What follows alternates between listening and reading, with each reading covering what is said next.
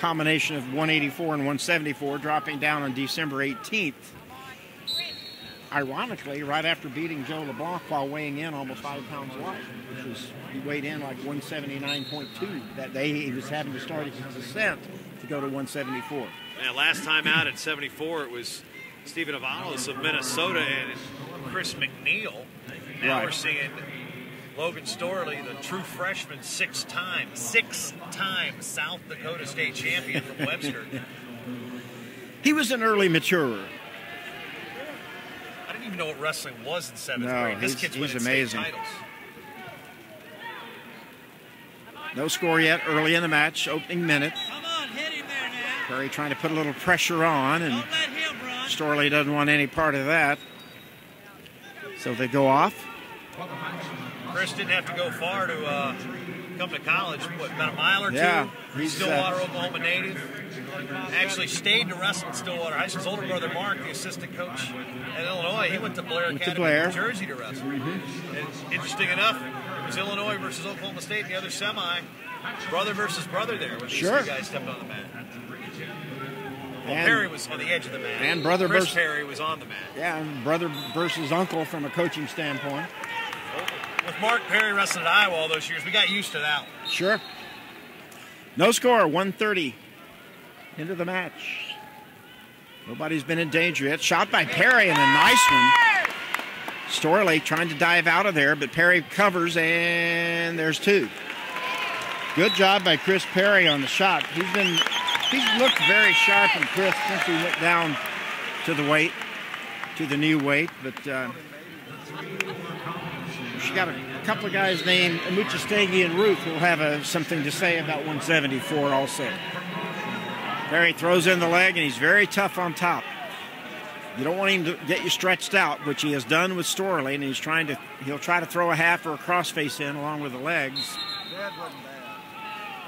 You know, it was Perry's big technical fall in Bedlam that enabled the Cowboys to get past the Sooners with criteria. You know, second time this year, Oklahoma State's won a match on criteria. But it was Perry, the guy, got those extra bonus points with that technical fall with criteria too. Sure was. That brought Oklahoma State in here remaining undefeated. And they went up to the 84 was the final match of the duel. Oklahoma won it by 1 to tie the match, but of course, criteria number 2, most falls are tech falls, and that was the only one of the night. So 19-18, they got the extra point. Figure 4 thrown in by Perry on the left leg of Storley. Storley's gotten to his base a couple of times, but right in time, about to hit a minute with 20 seconds to go. Roll through attempt by Storley. Perry stays tight.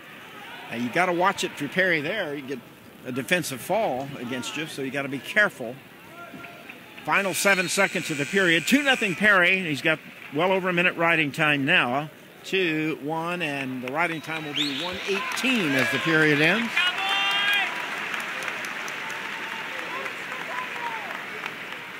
It'll be very interesting at some of these weight classes at nationals, because you'll have some guys in some cases who haven't met all year who are very highly ranked, and then others like 133 where they've all mixed it up 2 or 3 times, and 125, but 174, Perry is not going to meet either Ruth or Amuchastegi, the top 2 seeds. Amuchastegi won, Ruth 2 before the nationals.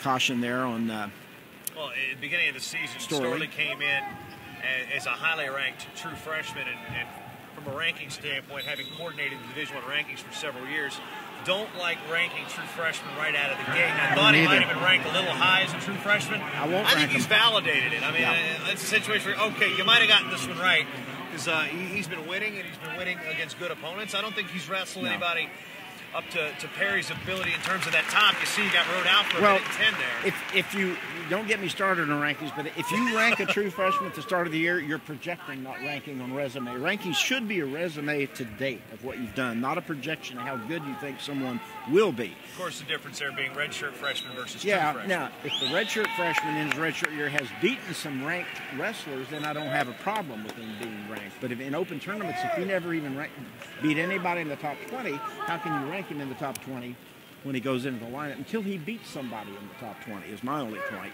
Well, in that case, with your diatribe, I am the choir. Yeah. 40 seconds gone by here in the second period. A fairly comfortable 3-0 lead with riding time. Storley hasn't had much of an offensive attack yet. Perry's been pretty aggressive going after him, and Storley is kind of having to defend a lot. Storley, a good, solid position wrestler. Perry had a bandage around his head, had a little scrape or cut on his forehead, I guess, and he tossed it away. It was apparently bothering him. Storley wrestles with a square stance, and with a lot of guys, that tends to be a non-shooting stance, but some guys can shoot off the square stance. 43 seconds left in the second. Perry up 3-0, 1:10 riding time. You know, I was curious on how Perry would really adjust to 74, but he looks trim. He doesn't look emaciated out there. Obviously, it's a couple hours since weigh-ins, but he looks like he belongs at 74. Yeah, he said he probably should have been there last year even. He said it wasn't hard at all to get there, and he adjusted within a week or two of being there. He felt as good as he said as he did at 184. So sometimes it's tough coming out of high school when you're the best kid in the room and you've never been a weight cutter. You just go what you weigh, and then having to fit into a program like Oklahoma State. Obviously, he's familiar with the program, probably more than most recruits, and of course, not all recruits. And at the start of the year, they thought they were going to have Mike Benefield at 174, although I think they'd have been smart to flip-flop them anyway. Benefield is probably as bigger than Perry, and time runs out in the second. I think I would have let Perry have his choice of weights, frankly, because he was a better wrestler, and then Benefield did not get eligible, so that, neutral choice by Storley, because he doesn't figure he'd be able to get away. So, well, after getting rode out for 1:10 in the last minute 10 in the first period, probably a wise choice. Well, and Perry's shown all year. In position to win the match on your feet. He's shown all year he can ride anybody. So Storley knows that, and the coaching staff of Minnesota knows that. So even though you don't want to give up the escape point, you say, hey, I probably won't ever get up. Odds are if I go down. Interesting enough that you mentioned Benefield at Fargo a couple years ago. Kid Mark Massey actually had to wrestle both Perry and Benefield back-to-back in the first 2 rounds of Fargo. How's that for a tough draw from Junior Nationals? Not a good start. Kid was from my hometown, too. 3-0 still. All the scoring by Perry. Early takedown, ride out, and a quick escape in the second. He has 1:10 riding time, and Storley just hasn't been able to penetrate with the hand fighting to get anything going. Perry has kind of chilled it, just some half shots, some fake duck unders. He's really kind of shut his offense down. There's a little shot by Storley, but not really a sellout. And they're off with 57 seconds left in the match. Really, again, another situation where the match here isn't as close as the score indicates. You'll look at it as 3 right now. It's 4 if the riding time sticks. And you say, 4 points. Well, Storley hung in there. It's not been that close.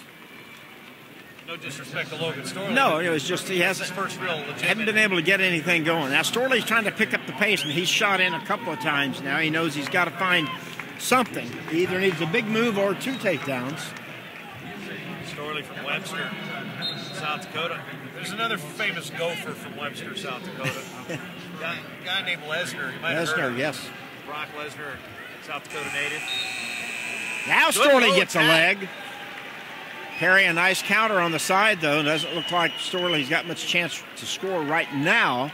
We'll see.